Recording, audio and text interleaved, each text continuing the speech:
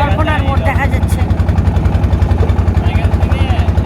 অনেক 17 তলা, সত্যি মনোরম দৃশ্য, কল্পনার অতীত। যে আল্লাহ সুবহানাহু ওয়া তাআলার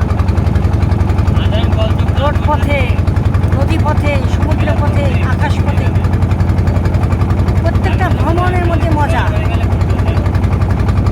এটা মনে হচ্ছে যেন আমরা সিঙ্গাপুর নগরীতে ঘুরছি।